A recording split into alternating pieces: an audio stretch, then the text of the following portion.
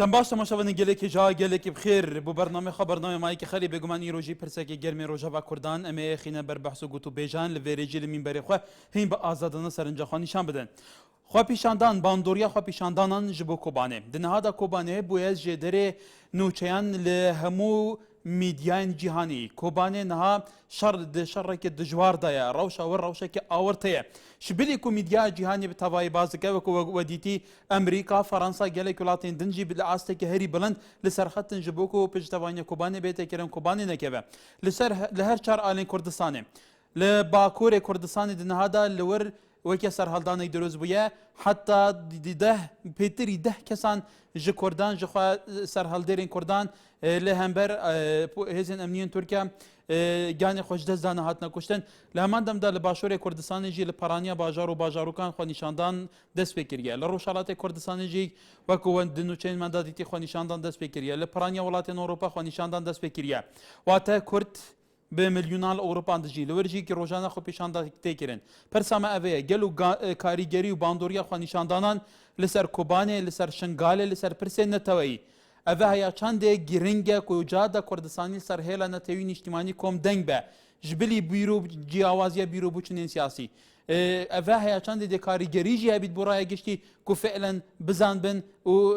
derheqê Kurdan da biryarê nûsa bidin ku berjewengiya Kurdan parasî bît. Bale berezan xwepîşandan bu Kobanê karîgeriyekanê xwepîşandan bu Kobanê. Kobanê li rewşekî taybet da ye. Kobanê li pazê mangera birduwa ta êsta la şerrekî dijwar de ye. Li sê layan ew şer li ser Kobanê dest pê kirduwe. Neteweyê girtwekan, kantonî Kobanê, hikûmetî kantonî Kobanê hûşdarî ew din ke Kobanê li berdem hereşeyekî ciddî cînûsayî de ye weku Şingal. Bêguman تا ئێستاش لەوێ شەڕ بەردەوامە یەپەگە لەگەل چەکدارانی داشت تا ئێستا نەیانتوانیوە کۆبانێ کۆنتڕۆڵ بکەن لەسەر ئاستی نێودەوڵەتی شێکێمە باس بکەین وەزارەتی دەرەوەی ئەمریکا وەزیری دەرەوەی فەڕەنسا پێشتر بانکیمۆن سەکرتێری گشتی نەتەوە یەکگرتووەکان بەرپرسە باڵەکانی وڵاتانی تر باسی ئەوەی کردووە دەبێت هەموو هەوڵێک بدرێ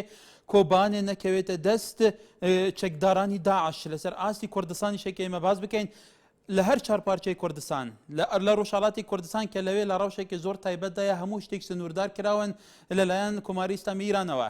لە زۆربەی شوێنەکانی ڕۆژهەڵاتی کوردستان خۆپیشاندان بەردەوامە لە باکووری کوردستان نیمچە ڕاپەڕینێک هەیە کە لەم دوو ڕۆژەیە زیاتر لە 10 کەس لە هاوڵاتیانی کورد لە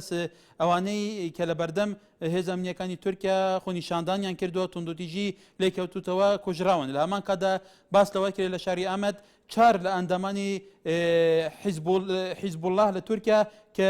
کوردەکان بە پشتگیری چەکدارانی داعش دائەنرێن لەوێ کوژراون لە هەمان کادا لە باشووری کوردستانیش لە هەرێمی کوردستان لە هەموو شار و سەرۆشتەکان خۆپیشاندان بەردەوامە پرسیاری ئێمە ئەمەیە کاریگەری خۆپیشاندانەکان کاریگەری ئاراستەکردنی شەقامی کوردی بوو پرسە نەتەوەیەکان بە بیر و بچوونە جیاوازەکانەوە بە نارینە جیاوازە سیاسیەکانەوە بە چەپ و ڕاست و ئەلمانی و ئیسلامی و مەسیحی و یەزیدی و کاکێی و سابی و تا دوایی ئەمە تاچەند کاریگەری لەسەر ئەوەیە کە ڕای دنیا بوروژێنێر بە تایبەتی جالیی کورد لە ئەوروپا لە ملیۆنان کورد ئێستا لە ئەوروپا لە وڵاتانی سکۆندنافیا و ئەوروپا و ئەمریکا و کەنەدا بڵاوبوونەتەوە ئەگەر ئەمە بەلوبی بکرێن و ئەمە برژنێن سەر شەقام و ئەمە تەسیر تاچەند ئەمە ئەکرێ تەسیرێکی باش لە ڕای گشتی جیهان بە تایبەتی ناوەندی ئەوروپا ئەمریکا کە دوو ناوەندی بڕیار بەدەستی بەهێزی بزوێنەری ئێستای سیاسەتی جیهانن گرنگە بۆ ئەوەی پشگیریەکی باش بۆ کوردان بکرێت لە شنگال لە کۆبانێ لە مەخمۆر لە جەلەولا لە هەر شوێنێکی کورد لەژێر هەڕەشە و مەترسیدا بێ تکایە لەسەر تەوەرەکە تەنیا لەسەر تەوەرەکە مەسەلەی خۆپیشاندان و کاریگەریەکانی بۆ ئەوەی تەوەری ئێمە سەرنجەکانتان بەباشی بگا بەڵێ نێرگس لە سلێمانیەوە کاگاکە سڵاو سەر چاوم بێگومان خۆپیشاندان دەوری هەیە تێ و نەتێ ینی بەڵام خۆپیشاندانێک یعنی بەردەوامەوەی کە کورد سوور بێ لەسەر بەدەستهێنان یعنی ئەوەی کە ئامانجێتی ئەوەی کە بەبەستێتی یعنی بە خۆپیشاندان بەردەوام بێ و هەمیشە لەم هەڵێستایان بێدەم نەبێ ئەمە یەک کاک ئەکار دووەمیشیان یعنی ئەم خۆپیشاندانە دەوری هەبێ بۆ سەرۆکایەتی هەرێم ئەتە سیرەکەی ئێمە زیاتر چیمان لەسەر کاک ئەکار زیاتر خۆپیشاندانمان لەسەر ئەی کێ زیاتر ئەکە بەرپرسیارێتەکەیەکێتە سەر زیاتر سەرۆکی هەرێم سەرۆکی هەرێمیش یعنی هینکە یعنی فشار خاتە سەر نێودەوڵەتان بە تایبەتی تورکیاش لەم وەختەیە لەم کاتەیە خۆش دەزانی یعنی سەرۆکی هەرێم دەسەڵاتی زۆربەی جونگەکان دەسەڵات لە دەستی ئەوە یعنی خەڵک بەڕاستی دەوری هەبووە بەڵام لە سا تۆڵەی 20 بەڵام ئەوەی کە سەرکردە سیاسەکان دەوریان زیاترە ئەوان لە سا هەشت بەڵێ وەکۆ لە هەواڵێکی مەدا پێشتر هاوکارم کارزان خوێندویتەوە باسیەوە شکرێک کە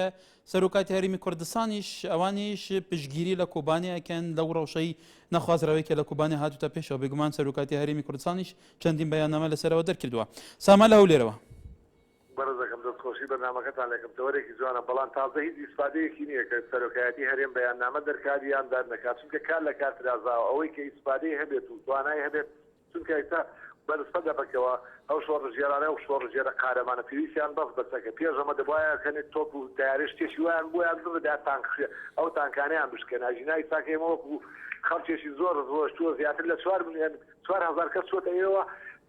ڕێنە هاتوونە لەسەر یان پێشمەرگەی خۆمان بڕەوەکوان بۆیان ناکرێت بەڕاستی ینی هەموو ڕێزمێ بۆ پێشمەرگەکان قارەمانن شەڕکردن بەڵام لەوانە پێشمەرگەی کوردستان داخلیەوە وایە شکستیان بۆوانش بێنە لەلایەکترەوە بەڵام یەک چارەسەری هەیە ئیساکەمە کورد بێوێ بیکات چونکە تورک بە تورکیا دوژمنی هەر پارتێک و یەک چارەسەری هەیە ئەو کارسەرێدا لە هەموو خەڵکی کوردستان شەکەم بیکە ئەوەیە کە خەڵکی کەرکووک هەولێر پەلەماری تورکمانەکان بدەن بیکەن بە گوشتان لە سەریانەوە باشترین چارەسەر بەڵێ ببوورە کاک سەمان ببوورە لەم قسەیە کورد ملەتێکە تەعاویشی سلمی لە ناو کورددا لە دێر زەمانەوە بووە کورد تورکمانەکان و کوردەکان پێکەوە لە کەرکووکە لە ناوچەکانی تر وەکو براژیاون تا ئێستا هیچ کێشەیەکیان لە بین نەداوایە زۆر جار لەوانەیە سیاسیەکان عەقڵە سیاسیەکان بۆ بەرژەوەندی خۆیان تەفرەقە دروستکەن بەڵام کورد لە دێر زەمانەوە تا ئێستا قەت دەست بۆ هیچ نەتەوەیەک نەبردووە و کوشت و کۆشتاریش کورد ئەنجام نادا لە کاتێکە لە ئێستاشدا بەردەوام لەسەر کورد ئەنجامەدرا تکایە بەڕێزان با بچوونەکانتان لە چارچەوەی پاراستنی ئەمنیەت و ئاشتی کۆمەڵاتی هەرێمی کوردستان و کوردستان دەبێت لەبەرەوە کورد بەوە ناوبانگە کە تەعاویشی سلمی پێکەوەژیان لە وڵاتەیە لە نێو هەموو ئەدیان و قەومیاتەکانە لە دێر زەمانەوە تا ئێستا بەرجستەوە زۆر توکمەیە بەڵێ حکمت لە هەولێرەوە ئێوارە باشتر کا حکمت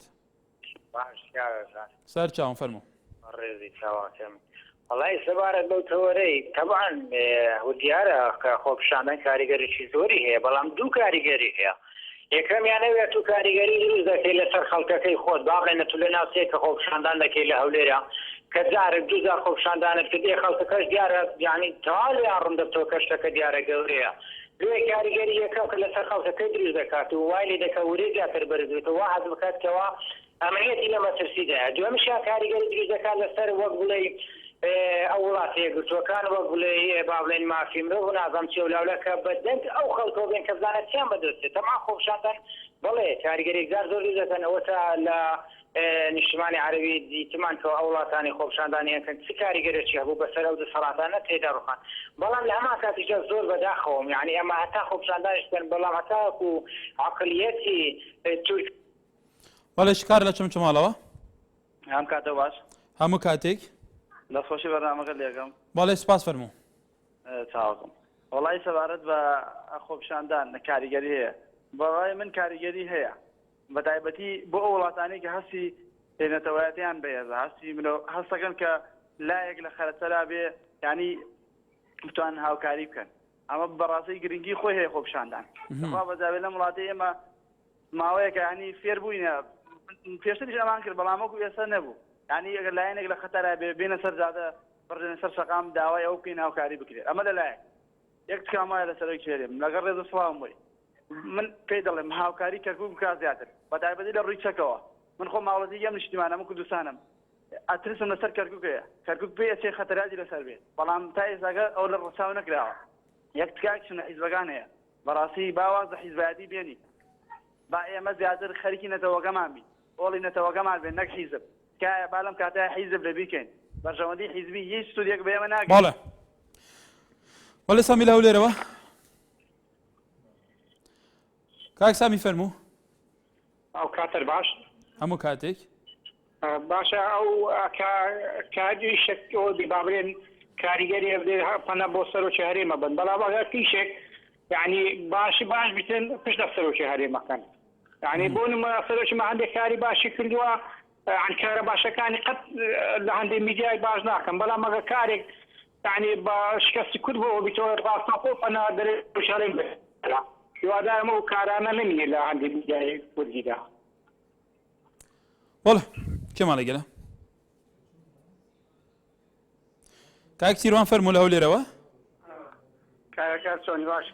طبعا كارجري خوف شاندان بس ملتي كرد يكبي اگر نبو فایدنیا خرچی کوبانی والله ام پیکوا خو پیشاندان کردن لپناو و پرسێکی نەتۆی لە پێناو ناوچەیەکی نیشتیمان ئەمە پێتوانە ئاراستەیەکی هاوبەش لە نێوان کورد دروستەکە دروست دەکە کە شەرتە یەک بێ قسە و عەمەلیان یەک بێت و قسە دەکەی ئێستا ڕێدەکە ئێستا تو قسە دەکەی کە شەرتە پەیامەکەت بگاتن کە پەیامەکەت نەگا فایدە بیمەوەیە تو قسەی دەکەی قسە و عەمەل یەک بێ قسە و عەمەل یەک نییە خەرچێنەرە دەی هەمووی پێکەوە لە کێشەمێشەکان بلاوە بنێن هەموو پێکەوە دەزنە یەکزری بنێن دیفاع لە کۆبان کە بەڕاستی ئەگەنا بەدەردی شنگاری دەگاتن بەڵێ بەڵێ بەرزان کاریگەری شەقام زۆرە وەکو بینیتانە بە ناو نیشانی زۆر لە وڵاتە عەرەبیەکانە بە خۆپیشاندان دەسەڵاتێکی دەیان ساڵایی پڕ بەهێزی دەوڵەمەندی عەسکەرتاری ڕوخاندیان لە هەمان کادا لە کوردستانیش بێگومان شەقامە ڕاپەرینی کردووە شەقامە شوڕەشەکە شەقامە بەرخۆدانەکە شەقامە دەنگ بە حەزبەدا شەرعیەت باندان پەرلەمان و بە حەزب بوو بە سەرۆکاتی هەرێم بدا لە هەموو ئەڕاستەکانە بێگومان تاچان گرنگیشە لێرەوە شەقام بەپێی بەرژەوەندەکە گشتیەکان حتا بتوانێتە ببێتە دەنگی ببێتە فشارێک بۆ ئەوەی کە ئیرادەیەکی سیاسی یەکگرتووی بەهێزتە ناو کورد هەبێ لە چارچێ ئەم ڕەوشە ئێستادا بۆی بتوانێت ئیدارێکی منطقی بکە کورد کەمترین زەرار هەبێ لە بەرەوە وەکو ئەوەی ئاشکرایە لەسەر شارە هەموو مەترسیەکان ڕوویان لە کورد کردووە بە تایبەتی مەترسی داعش لە ڕۆژئاوا و لە باشووری کوردستانیش بڵێ کاک خالید فەرموو ئەم کاتر باش سەر چاوم دیارە ئەگەر ئێمە سەیری داعش بین دیارە داعش تەنها ئێمە زیاتر ڕووکەشەکەی بین بەڵام داعش لەوانەیە چەند دەوڵەتێکی گەورە لە پشتیەوە بێ و ئێمە تەنها دیوی دەرەوەی بین دیوی ناوە ئەوەیە کە وەک وەزین کە تووشی یەکێکە لە وڵاتانەی کە پشتگیریەکی گەورەی داعشەکە و بە ئاشکران پشتگیری بۆ داعش دەربڕێواتە تووشی یەکێکە لە وڵاتانەی کە بەرژەوەندی گەورەی لەگەڵ داعشایە ئەوش بەرژەوەندی سیاسی و ئابووری ئەگەر سەیری بەرژەوەندی سیاسی بکەین بە ڕوخانی کۆبانی دیار ئەو هەریەمە ئەو نیوچە سەربەخۆی کە پەکەکە دروستی کردووە ئەوە لە ناو ئەچێت و لەگەڵ ئەوی شاتوانیە ئەو ناوچانە لە ڕووی ئابریەوە بۆ تووشە زۆر گرنگەیە لە ڕووی سوودی شۆ گرنگە کامانە دەستی بەسەر ئابرێ و داهاتەکەی بۆ خۆی بەریە ئێمە ئەگەر سەیری تووشیا پێین زیاتر بێت لەسەر تووشیا شەکانمان سەرکەینەوە تووشیا هەر هەمان عوسمانیەکەی ڕابردووە کە لە ساڵی 1924 کۆتاییات کە ئەو کاتە بە شێوەیە بوو کە دژایەتی کوردیە کرد واتە تووشیا ئەو بووە کە لە شەڕی چاڵدێران و لە پەیمانی گۆزانە کە کوردی دامەش کرد سەرەتا بۆ دوو بەش دواتر بۆ دووەم جار دابەشی کرد بۆ بەڵام پێ تۆی ئەم سەردەمەوە بێ کورد بەوە ڕازی بێ سەر و سامانەکەی بەم شوێ تاڵم بکەوە کوتوواڵی ئیرادەی کوردە وەکو ئەو جارەیە کەماڵ لە گەرمیانەوە بەڵێ کاک کەماڵ فەرموو بەڵێ لە سەی سایق فەرموو لە خزمەتداین بەڵێ ولی تماشاوانی نجا ام بحثی روشا ام بحثین خو پیشاندانات کن میتینگان جماوری خو نیشاندان سر هالدیران لباکور لروشاوا لروشالات لباشور کردستان دنهادا خو نیشاندان به گرمی بردامه لاوروپا لپرانیا ولاتین اروپا لامریکا لکانادا لگلک ولاتین دن خو نیشاندانین کردان بن گلک بتوندی بدجواری بردامن دا خازی دکن کو جواکان دولتی لهوارا کوبانی بچا کوبانیجی به درد شنگالی نکوه قتل عام تدا دروس نبه و کو او دبیجن جبر کل برچاوین وانا چاوا شنگاله 221 دا لبرچاوین رای گشتی قتل عام تدا جنوساید تدا قومی اها کوبانی جیل بر روشک و هدايا كرد كتيا سرجادان كرد لسربيانا كرد خو نشاندانان دكه كرد بهمو بيرو بوچونو دنگو رنگو اولين جدا بهفرا خو نشاندانان دكه نف خو نشاندانا تاچان گرنگن جبوك وكو گلك جاران تيگوتن كو هستين تويگي كال بو يدناف مجي كردان دا اوا تاچان سدمك كو ايدي كرد هستين توي اراده اجتماعي بهز بزان با که كرد هر چه حزب به هر چه دنگ به هر چه دین به هر چه رنگ بلکیش پارچه به چارنویسی وان نیشتیمانی وان هف بشه دوست و دشمن جیاوازیل نابینوان ناکه اوه تاچان باندوری جبو پتر بلندبونه هستینه تیو به هفرا کار کرن جبو پاراسنا ولات و پیروزین نتوی بله سەریاز لە شارە زۆرەوە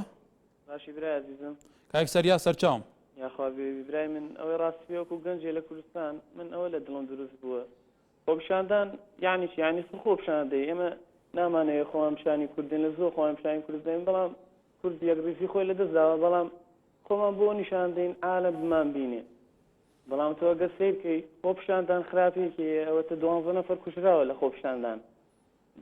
بەلای گەنجێکی من لە دڵما نەفەرێک پەنجەی خوێنی لێبێ بە ناحاق من گریانم دێ دڵم بۆی دەستێ دەستەکان و خۆش بێ و دەستخۆشی لە بەرنامەکەت بەڵێ سپاس کێمان لەگەلە شەهاب ئاکرێ شاب آکری بەڵێ کەرم کێ چاولا باشی ئەس باشم کەرم کێ زور سپاسا برنامه تکم عجی سپاسیەتت کەم کەرم کێ خدا من اول برای کوبانی و بچن تجدیدی کوبانی بکن ئەگەر تەلەڤیزیۆنە خۆکێم کەی گوێ خۆ نەدێ گوێ خوب تەلەفۆنی ڕابدا من دێ باش بیکاک شاب کەرم کێ ابحثم تجدیدی کوبانی بکن ئێ کوبانی جوجی شنگالی نهید الو بەڵێ پەیامەتە گەشت بەهەرحاڵ سپاس بوتە بەڵێ ڕۆناگە لە سلێمانی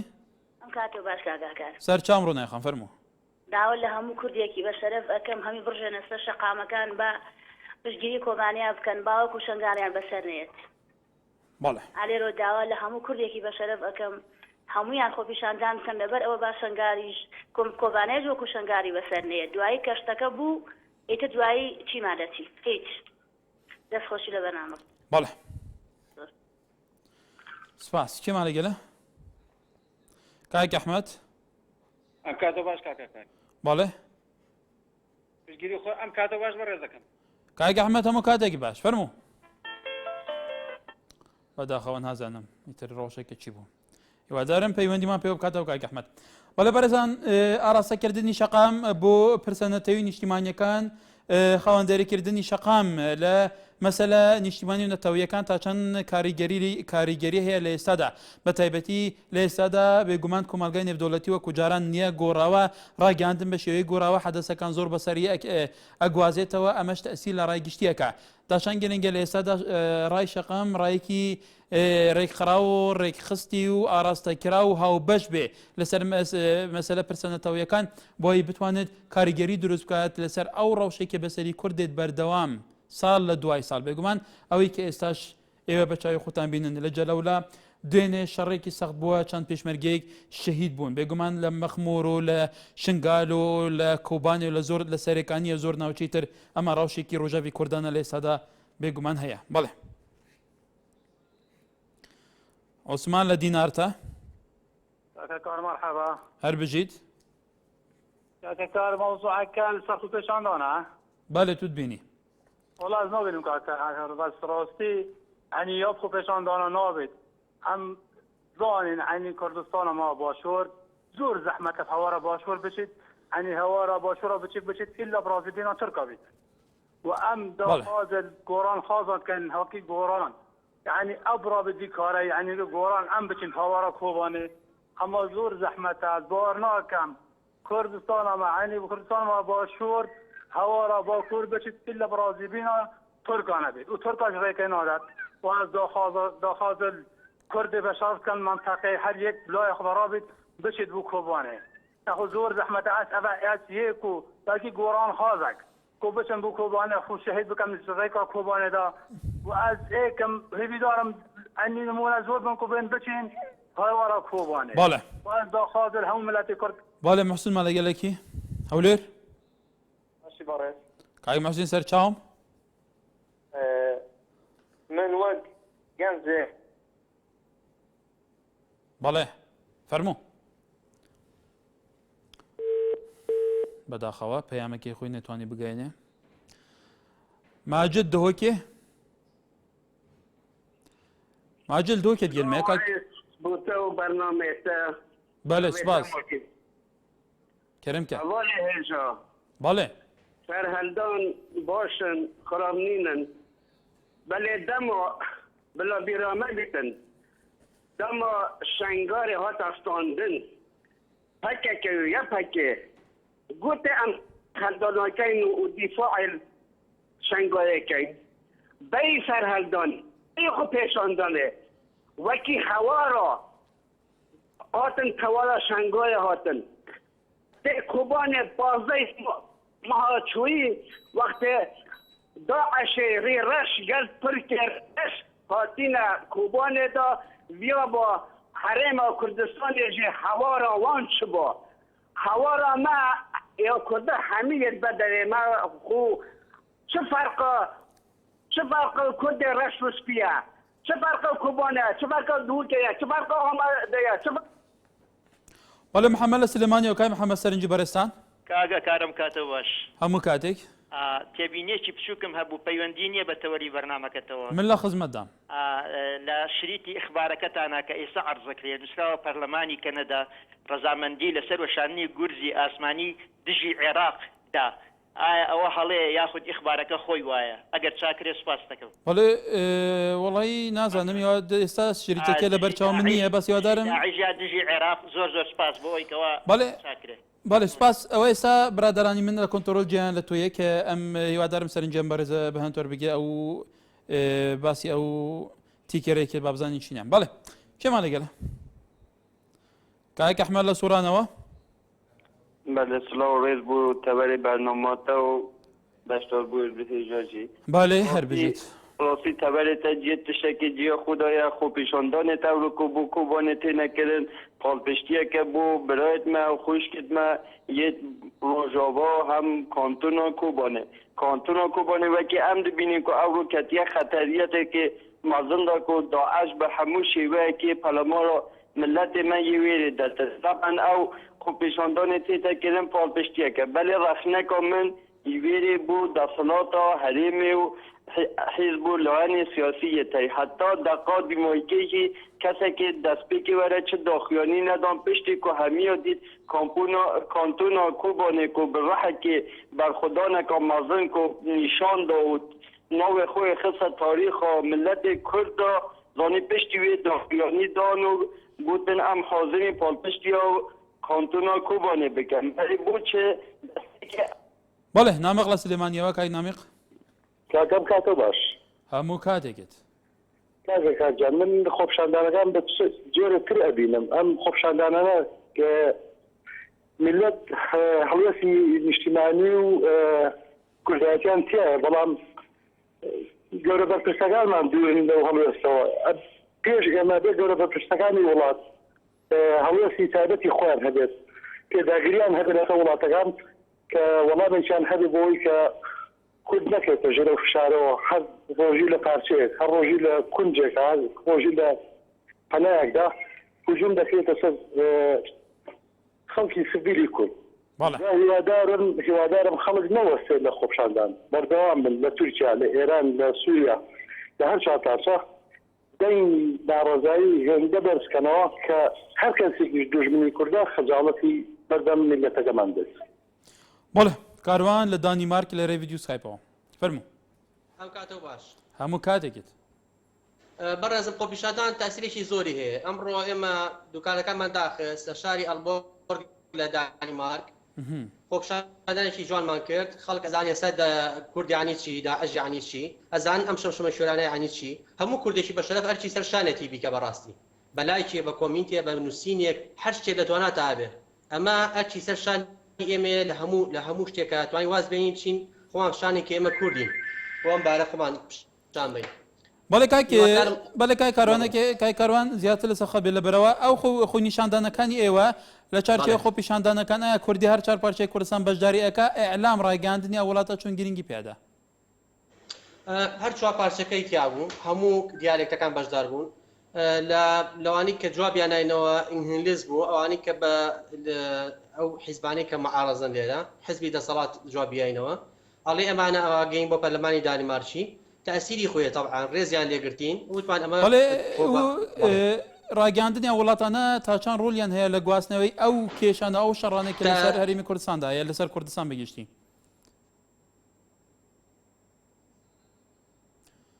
بەڵێ پێمان چۆن جاران ئاان و هەڵەبجە ئێمە تەسیری زۆرانە بۆ لە سەریان کوردان بە عام تاسیریان هەیە لە ئەوروپا بۆ ڕووماکردنی هەموو ئەو شتانی کە لە کۆبانیای ڕوئەیە و کەس نایبینێت. وەڵێ سپاس بەڵێ بەرزان بێگومان لە زۆر جار باستەوەی کرێت کە ئێستا ئەوروپا نەڕینی ئەوروپا سەرنجی ئەوروپا لە بەرامبەر قەزیەی کورد بەشێکی گشتی گوڕاوە جاران ئەگەر تو بە ئەوروپایەکان وتی کاکە من کوردم نەیزانی کورد چییە بەڵام ئێستا لەبەرەوە لە میدیای زەبەلاحی ئەوروپا لە کەناڵە زەبەلاحەکانی ئەوروپا ئەمریکا بەردەوام لەسەر دێری یەکەم هەواڵەکانیان لەسەر چالاکیەکانی هێزی پێشمەرگەی کوردستان و یەپەگە ئەو هێزانەی لە باشوور و ڕۆژاوی کوردستانن بەردەوام کە یەکەم هێزی زەمینی پەژاین شەر لە دژی گروپی چەکداری داعشەکەن و هاوپەیمانەتێکی 50 دەوڵەتی لەسەر ئاستی ئەوروپا و ئەمریکا وڵاتانی ناوچەکەت دژی ئەمە پێک هاتووە بێگومان باستەوە کرێت کە سەرنجی ئەوروپا بەشێکی گشتی گۆڕاوە ئێستا کورد باش ئەناسرێنێ ئەیناسن هێزەکانی کورد بە تایبەتی پێشمەرگە و هێزەکانی تر باش لەوێ ئەناسن وەکو جاران نییە بەڵێ کاک سالار فەرموو باش بەڵێ هەموو کاتێک وەڵام من پێم وایە ئەو خۆپیشاندانانە هیچ کاریگەریش ناکرێت ئەگەر ئەو خۆپیشاندانانە بۆ دەرەوەی هەرێمە بۆ هێزە هاوپەیمانەکانە ئەوان لەبەر چاویانەیە ئەگە من و تۆ لە ڕێی تەلەڤیزیۆنەوە بینی ئەوان زۆر وەسایلی دییان لەبەر چاوایە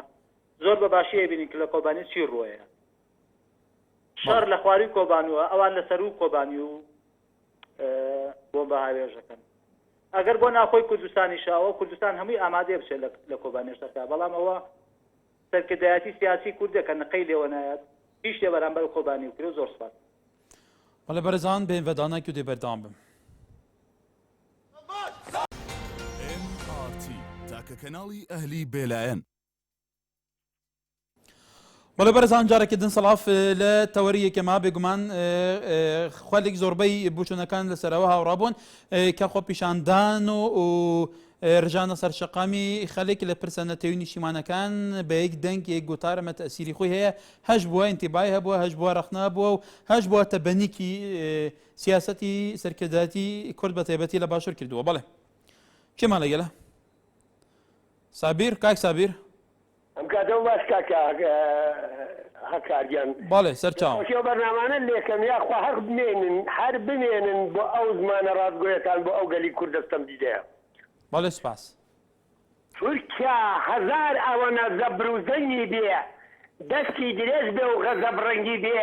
لە مەیدانی کورد خۆی ڕناگرێ ئەبێ بەس دوو بزگۆڕی تەنگی بێ بەڕویەکم لە ئامەد هەڵگرت لەگەڵ بەڕووی لە ڕستانە یەک بەڕووە سەیری ڕووبارەکانم کرد هەر هەمووی بە خوێن پڕ بووە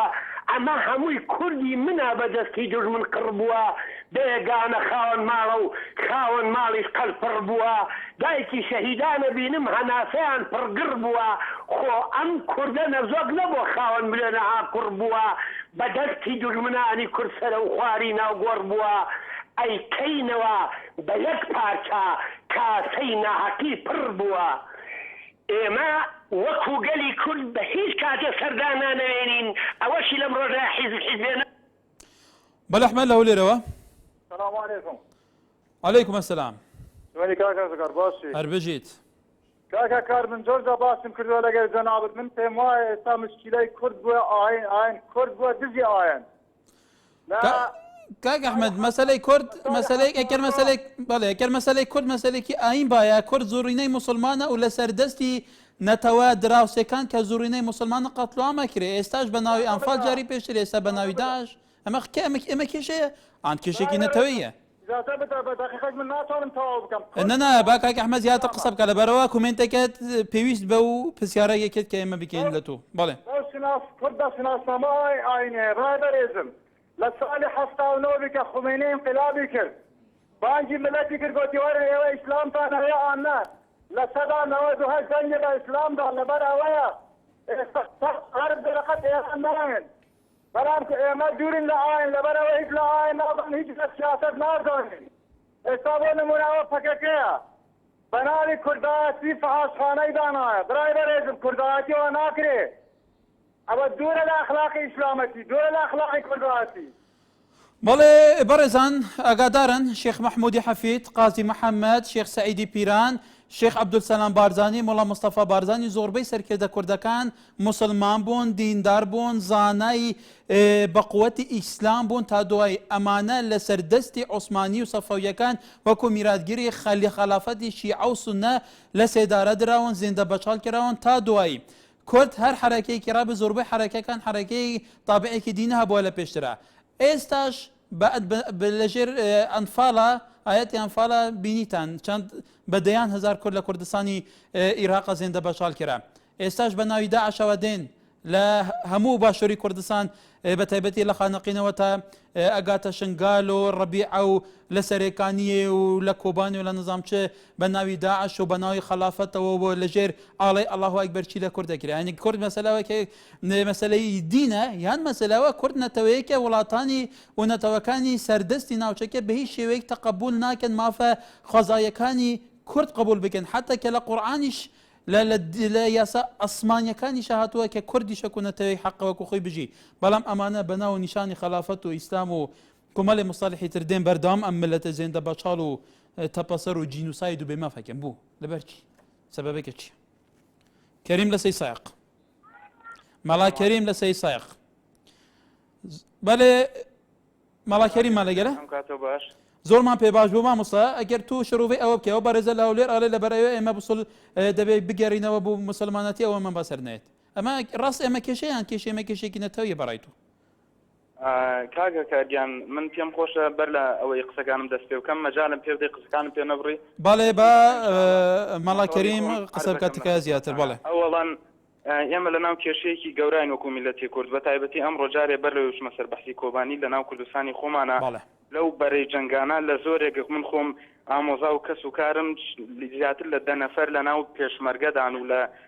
بەرەکانی شەردان داوام لەوەیە سەرکردایەتی کورد مەسئولەکان باش ئاگادار بکەن کە ئاگادارم زۆرێکیان شەهید بوون بەڵام نەکشێنەوە هەتاوەکو دواقەترەی خۆیان بۆی پێشمەرگە ئینشاءڵڵا سەرکەوتوویە بەسەر ئەو بەناو داعشانە کە خۆیان بە موسڵمان ئەزانن بەس پەیوەندیان بە دین و نیە چونکە ئیسلام خوێن ڕشتنی لا حرامە ئەمە خاڵێک بە نیسبەتی مەوزوعی کۆبانیش من پێم وایە کۆبانی و سلێمانی کۆبانی و هەولێر هیچ فەرقێکی نییە سەرکردایەتی کورد ئەبێ باش ئەوە یعنی لە نیەتیان ئابێ کە بتوانن خەڵکانێک یارمەتی گەنجانی خوێنگەرم بدەن بتوان بەشداری لەوێ بکەن چونکە ئەوە شەڕی دین نیە ئەوە شەڕی نەتەوەسڕینەوەیە پێغەمبەری خۆیان فەرمێ صلی الله علیه وسلم هەر کەسێ لەسەر خاک و وڵات و لەسەر ماڵی خۆی بکوژرێ شەهیدە بێگومان ئەو کەسانەی لەبەر ئەوە بچن بۆ ئەو شوێنانە شەهیدیە خاڵێکی تریش داوام لە سەرکردایەتی کورد ئەوەسانێ بەشکم لە ڕێی کەناڵەکەتان و ئەم دەنگم بگات ئەوەسانێ دشمنانی کورد بناسیێنن بە عالەم تورکیا کە خۆی بە مسلمان ئەزانێ خۆی بە سونە ئەزانێ بە حەقت دشمنایەتی کورد دەکات بە حەقت ڕاز ناکا وەیلا میلەتی کۆبانی و کەسێکی کورد هیچ فەرقێکی نییە سوپاسی جەناب دەکەم کاگە کار کە لاوەڵۆ ئیشارەت بەوەدا کە کوردەکانی تورکەکانی کەرکووک برای ئێمن میلەتی کورد بەڵێ کەسێکی خەڵک دۆستە هەموو نەتەوەکان لەناو ئێمە بە شێوازێکی زۆر باش ئەژین ئەبێ پشتیوانی لە هەموو کەسێک بکرێ و زوڵمیش بە هەموو شێوازێ ڕسوا بکرێ بەڵام دشمنانی کورد ئانیەوە هاتووە کە بناسیێن بە هەموو عالەم بە تایبەتی تورکیا کە هەموو هەوڵێکی داوە بۆ لە ناوبردنی برا کوردەکانمان لە کۆبانێ من و زۆر کەسیش وەکو من وەڵاهی ئامادەن کە ئەگەر پێمان بکرێ بچینە ئەو شەڕی کۆبانێ و بەشدار بین لەوێ چونکە ئەوان هەوڵی سڕینەوەی دین و نەتەوەکەی ژمانەدان بەڵێ مەڵا کەریم لەسەی سایقا و سپاس بۆ سەرنجی تۆ بەڵێ بەڕێزان پێمان باش هەموو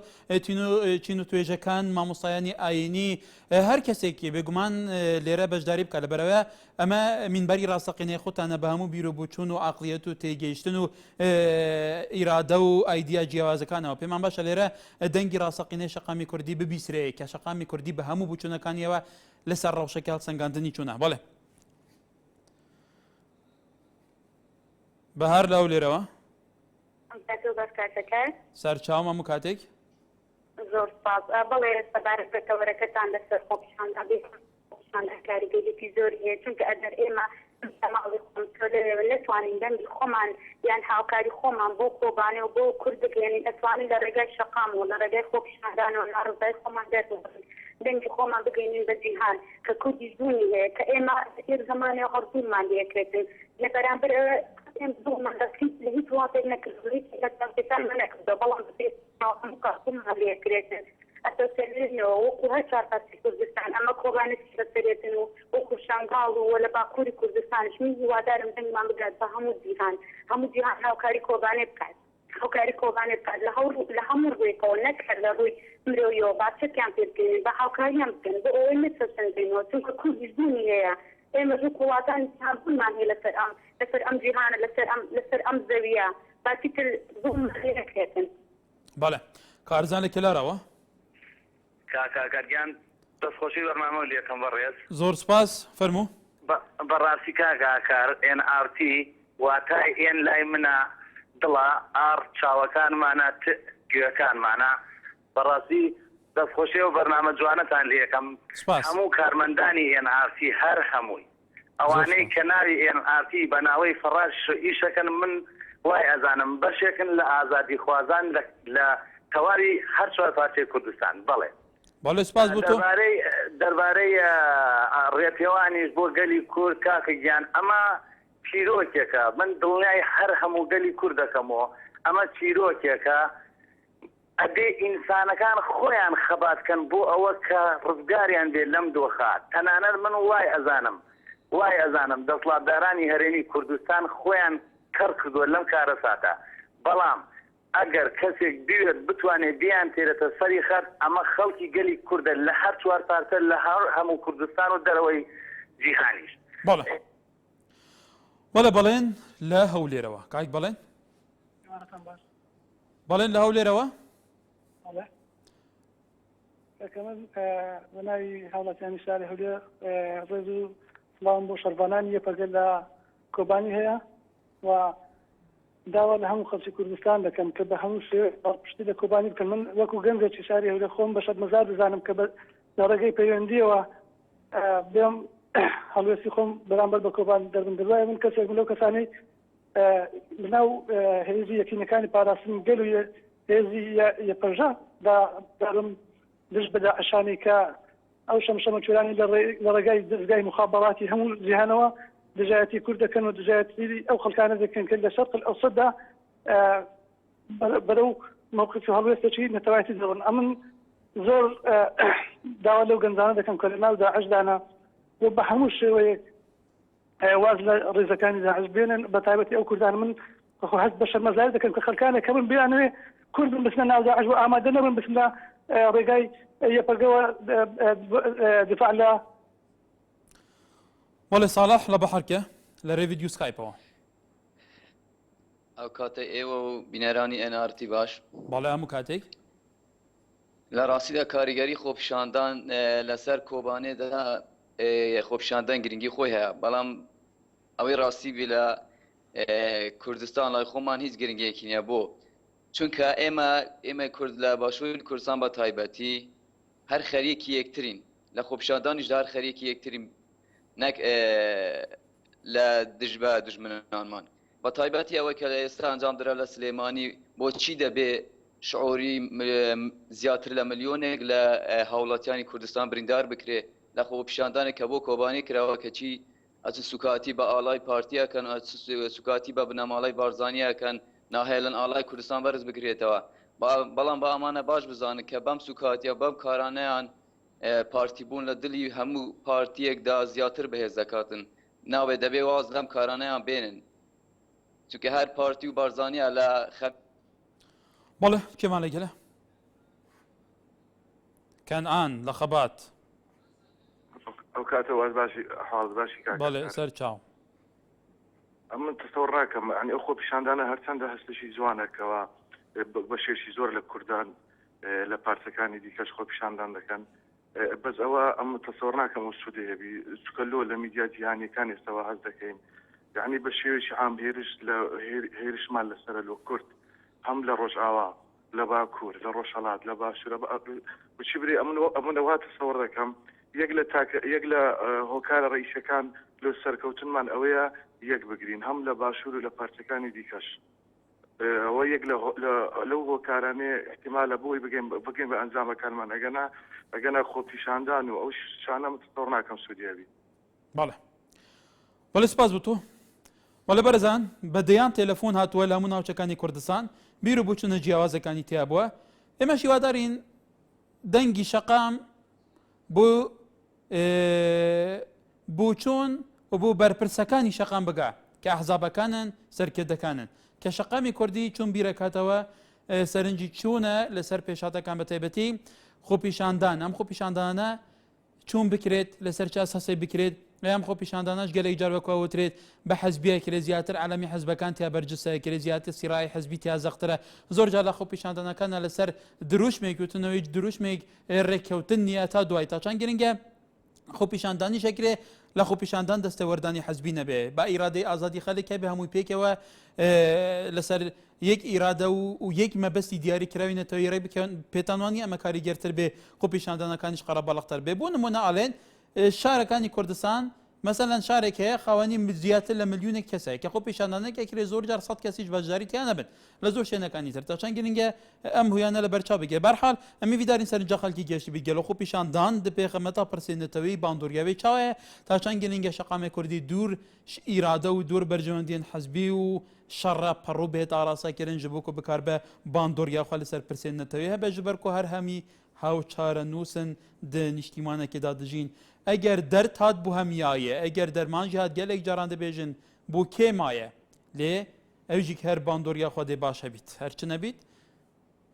ئەم نییە دێ هەبیت بەرحاڵ حتا سوبەهی الفێرێ جارێکێدن خزمەتەوەتکەین ئێوار باش